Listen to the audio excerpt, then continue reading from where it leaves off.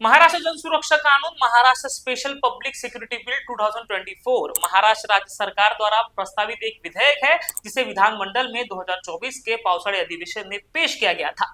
इसमें महायुति सरकार ने पुनः सादर किया है और वर्तमान में इसे संयुक्त चिकित्सा समिति के समक्ष विचाराधीन रख दिया गया है। इस कानून का मुख्य उद्देश्य शहरी नक्सलवाद और सार्वजनिक सुरक्षा को खतरा पहुंचाने वाली गतिविधियों से निपटना बताया गया है। सरकार का दावा है कि यह विधेयक राज्य में कानून व्यवस्था को मजबूत करने और नक्सली विचारधारा के प्रसार को रोकने के लिए आवश्यक है।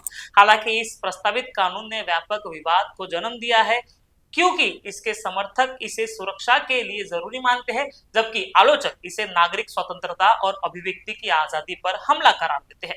इस वीडियो में हम जानेंगे कि इस कानून को अगर लागू किया जाता है तो इसके क्या फायदे हैं और इसके क्या नुकसान हैं। हम इस कानून के प्रावधानों, इसके संभावित फायदे, खतरों, सरकार के उद्देश्य और इसके ऐतिहासिक संदर्भ का विस्तार से विश्लेषण करेंगे। नमस्कार, मैं अमित वांद्रे।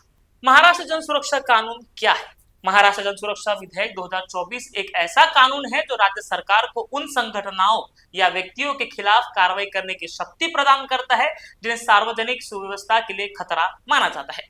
यदि कोई संगठन प्रत्यक्ष या अप्रत्यक्ष रूप से ऐसी गतिविधियों में शामिल है जो सार्वजनिक सुरक्षा को खतरे में डालती है तो उसे गैर कानूनी घोषित किया जा सकता है।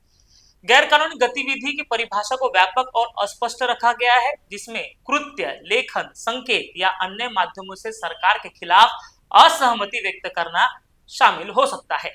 इसमें शामिल व्यक्तियों या संगठनों के लिए कठोर दंड का प्रावधान है, जिसमें लंबी जेल अवधि और जुर्माना शामिल है।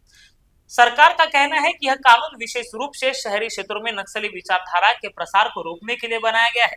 हालांकि शहरी नक्सलवाद शब्द को स्पष्ट रूप से परिभाषित नहीं किया गया है। यह विधेयक पहली बार 2024 में पेश किया गया था, लेकिन विपक्ष के विरोध के कारण इसे पारित नहीं किया जा सका। अब बहुमत के बल पर सरकार इसे लागू करने की दिशा में आगे बढ़ रही है। सरकार के हिसाब से इस कानून से कुछ संभावित फायदे हैं। इस विधेयक के समर्थकों का मानना है कि यह राज्य की आंतरिक सुरक्षा को मजबूत करने में महत्वपूर्ण भूमिका निभा सकता है। क्या है इसके फायदे? सुरक्षा में वृद्धि।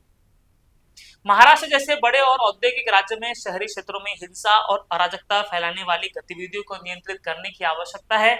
यह कानून सरकार को ऐसे तत्वों के खिलाफ त्वरित कार्रवाई करने की शक्ति देता है जिससे कानून व्यवस्था बनी रह सकती है। नक्सलवाद पर अंकुश। सरकार का दावा है कि शहरी नक्सलवाद एक उभरता हुआ खतरा है जो युवाओं को भड़काने और हिंसक गतिविधियों में शामिल करने का प्रयास कर रहा है। यह कानून ऐसी विचारधारा के प्रसार को रोकने में मदद कर सकता है। संगठित अपराध पर नियंत्रण। विधेयक संगठित अपराध और अवैध गतिविधियों में शामिल संगठनों पर नकेल कसने का प्रावधान करता है। इससे माफिया और आतंकवादी नेटवर्क जैसे समूहों के खिलाफ प्रभावी कार्रवाई संभव हो सकती है। सामाजिक स्थिरता। यदि यह कानून हिंसक और विघटनकारी ताकतों को रोकने में सफल होता है तो यह सामाजिक सौहार्द और स्थिरता को बढ़ावा दे सकता है, जो महाराष्ट्र जैसे बहुसांस्कृतिक राज्य में एक महत्वपूर्ण है। निवारक उपाय। कठोर प्रावधानों के कारण संभावित अपराधों के लिए एक निवारक रूप में कार्य कर सकता है, जिससे अपराध की दर में कमी आ सकती है। अब बात करते हैं इसके संभावित धोखे के बारे में। हालांकि विधेयक के समर्थक इसे सुरक्षा के लिए जरूरी बताते हैं, लेकिन इसके आलोचकों का कहना है कि इसके कई गंभीर खतरे हैं जो लोकतंत्र और नागरिक अधिकारों को प्रभावित कर सकता है। नागरिक स्वतंत्रता पर हमला।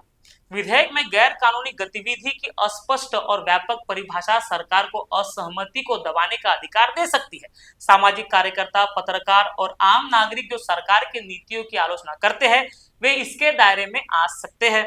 अभिव्यक्ति की आजादी का हनन। संविधान के अनुच्छेद 19 के तहत भारतीय नागरिकों को अभिव्यक्ति की स्वतंत्रता का अधिकार है। यह कानून इस अधिकार को सीमित कर सकता है क्योंकि सरकार विरोध को सार्वजनिक सुव्यवस्था के लिए खतरा करार दे सकती है। दुरुपयोग की संभावना। इतिहास गवाह है कि ऐसे कठोर कानूनों का उपयोग अक्सर राजनीति विरोधी, अल्पसंख्यकों और असहमत आवाजों को दबाने के लिए किया जाता है। इस विधेयक का भी दुरुपयोग संभव है जिससे लोकतांत्रिक मूल्यों की ठेस पहुंचा जा सकती है। शहरी नक्सलवाद की अस्पष्टता। विधेयक में शहरी नक्सलवाद शब्द का प्रयोग किया गया है, लेकिन इसकी कोई ठोस परिभाषा नहीं दी गई है। इससे मनमानी कार्रवाई की आशंका बढ़ती है क्योंकि सरकार किसी भी गतिविधि को इस श्रेणी में शामिल कर सकती है। न्यायिक प्रक्रिया का कमजोर होना। कठोर दंड और संगठनों को गैर कानूनी घोषित करने की शक्ति कार्यपालिका को असीमित अधिकार दे सकती है, जिससे न्यायिक प्रक्रिया और निष्पक्ष सुनवाई का अधिकार प्रभावित हो सकता है। सामाजिक विभाजन। यदि इस कानून का उपयोग समुदाय या विचारधाराओं के खिलाफ किया जाता है तो यह सामाजिक तनाव और विभाजन को बढ़ावा दे सकता है, जो महाराष्ट्र जैसे विविध राज्यों के लिए हानिकारक होगा। सरकार का उद्देश्य महाराष्ट्र सरकार इस कानून के माध्यम से कई उद्देश्यों को हासिल करने की कोशिश कर रहा है। इनमें से कुछ प्रमुख उद्देश्य कुछ ऐसे हैं। सुरक्षा का संदेश। सरकार यह साबित करना चाहती है कि वह राज्य की आंतरिक सुरक्षा को लेकर गंभीर है। नक्सलवाद और आतंकवाद जैसे खतरों से निपटने के लिए कठोर कदम उठाने के उसकी प्राथमिकता है। राजनीतिक संदेश। महायुति सरकार, जिसमें भारतीय जनता पार्टी और अन्य सहयोगी दल शामिल है, अपने समर्थकों को यह दिखाना चाहती है कि वो कानून व्यवस्था के मुद्दे पर सख्त रुख अपनाए हुए है। यह एक राजनीतिक रणनीति भी हो सकती है, खासकर आगामी चुनाव के संदर्भ में। नक्सलवाद पर नियंत्रण। सरकार का मानना है कि ग्रामीण क्षेत्रों में सक्रिय नक्सलवाद अब शहरी क्षेत्रों में पैर पसार रहा है। यह कानून इस खतरे को रोकने का प्रयास है, जिससे शहरी युवाओं को कट्टरपंथी विचारधारा से बचाया जा सकता है। केंद्र के साथ तालमेल। केंद्र सरकार ने भी आतंकवाद और नक्सलवाद के खिलाफ कठोर कानूनों को बढ़ावा दिया है, जैसे कि UAP unlawful activities prevention act. Maharashtra सरकार इस विधेयक के जरिए केंद्र की नीतियों के साथ कदमताल करना चाहती है। असहमति को नियंत्रित करना।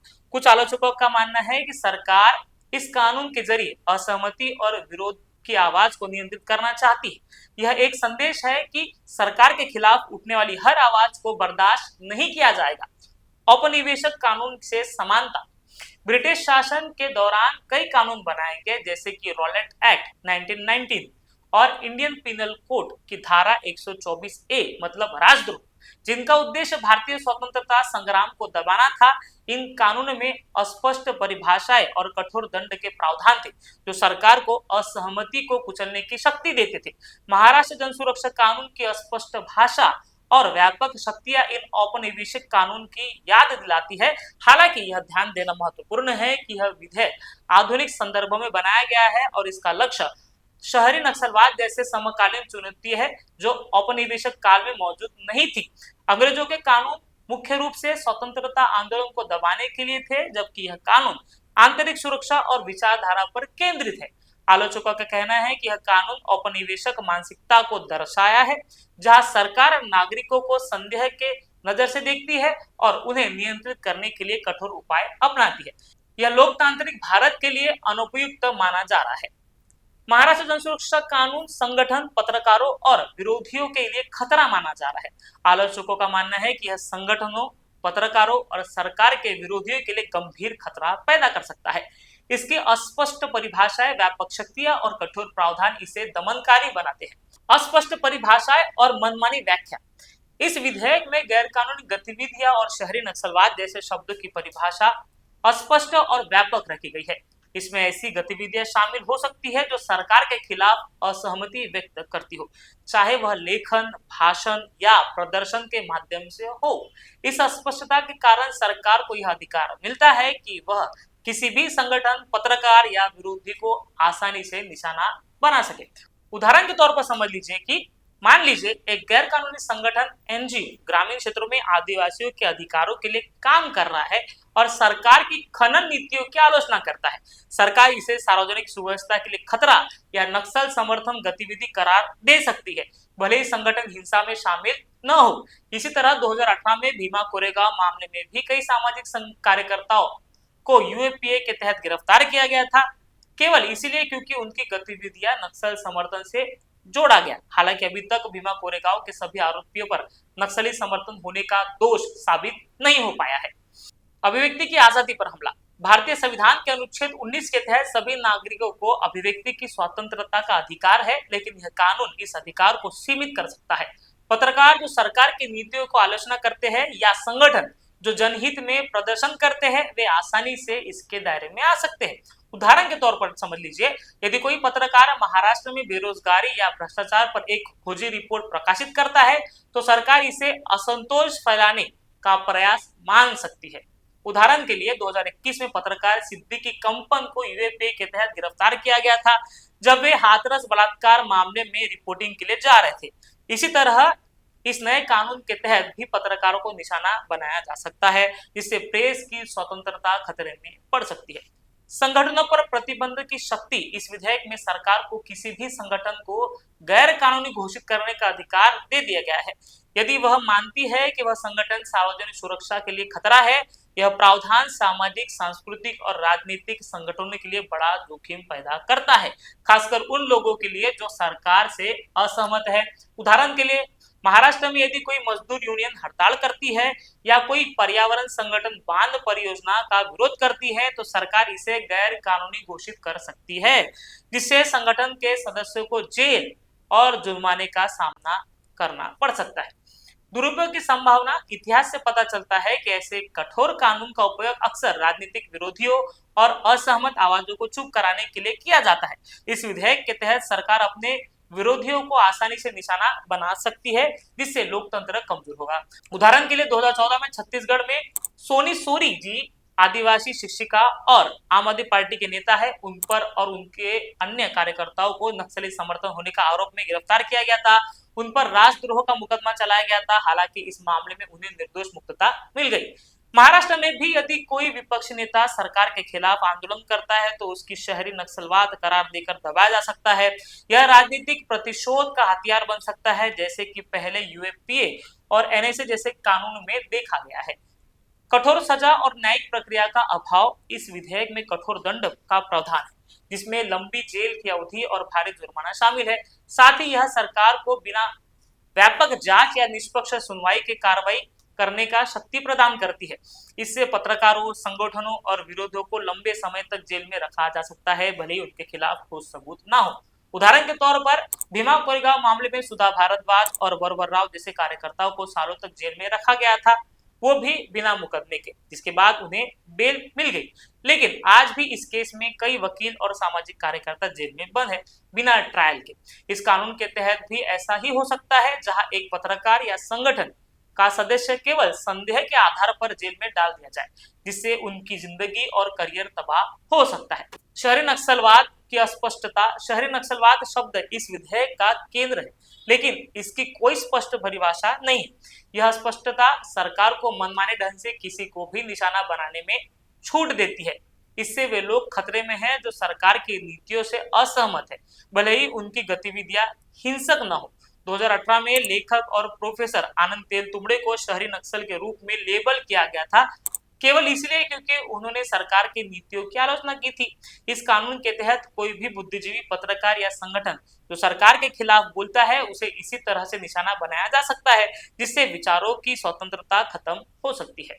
सामाजिक और राजनीतिक दबाव। यह कानून संगठनों और व्यक्तियों पर सामाजिक और राजनीतिक दबाव बढ़ा सकता है, जो डर के कारण सरकार की आलोचना करने से बचेंगे, जिससे लोकतांत्रिक बहस और चर्चा कमजोर होगी। उदाहरण के तौर पर चीन में जहां सख्त निगरानी और दमनकारी कानून लागू है, पत्रकार और कार्यकर्ता सरकार के खिलाफ बोलने से डरते हैं।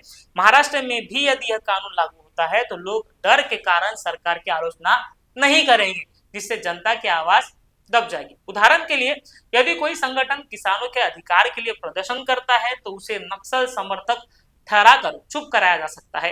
महाराष्ट्र जन सुरक्षा कानून अपने अस्पष्ट प्रावधानों, व्यापक शक्तियों और कठोर दंड के कारण संगठनों, पत्रकारों और विरोधियों के लिए गंभीर खतरा साबित हो सकता है। यह अभिव्यक्ति की आजादी को कुचल सकता है, असहमति को दबा सकता है और लोकतंत्र के मूल सिद्धांतों को कमजोर कर सकता है। उदाहरणों से स्पष्ट है कि ऐसे कानून का दुरुपयोग पहले भी हो चुका है, जैसे कि यूएपीए और एनएसए के तहत।